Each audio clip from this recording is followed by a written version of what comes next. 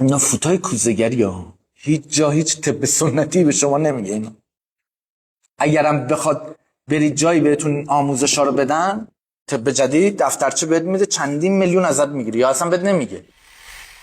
پس اگه تایم تخمک گذاری تخمک آزاد بشه، محیط واژن قلیایی باشه، بچه پسره. پس کسی که پسر میخواهد باید تایم تخمک گذاری اقدام شود. 1 2 هر روز تو محلول جوش شیرین بشینه. تایم تخمک گذاری کیه؟ 14 از روز اول سیکل قاعدگی میشماره، روز 13 14 15 میره کیت تخمک گذاری از داروخونه میگیره میزنه. اگر مثبت بود اون شب اقدام میشه. اگر اقدام شد بچه 90% به بالا اتصال.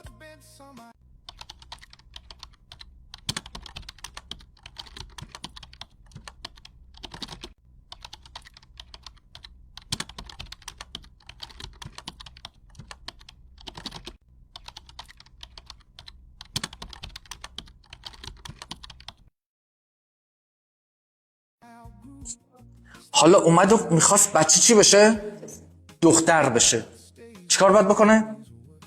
تو محلول سرکه میشینه، سرکه محلی سیب، یه تشت آب ولم هر روز میشینه. این 40 روز قبل اقدامه. چه تایمی باید چیز کنه، اقدام کنه؟ 3 روز مونده به چی؟ تخمک گذاری. میخوای طرف بارداریش بگیره شب اقدام، میگی شامی که میخوای بخوری گوشت گوسفندی کباب شده رو زغال باشه.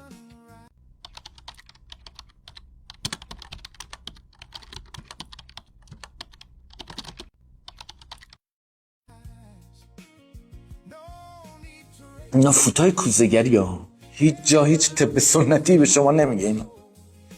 اگرم بخواد برید جایی بهتون آموزش ها رو بدن، طب جدید دفترچه بهت میده چندین میلیون ازت میگیره یا اصلا بهت نمیگه.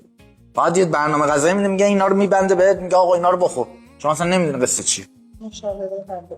مشاوره قبل و بارداری چقدر میبرن میارن چندین میلیون هم میگیرن. من فوت کوزه‌گری ساده بهتون گفتم. طرف میگه آقا من 3 تا پسر دارم میخوام دختر بشم، میگم آقا تو محلول سرکه بشین.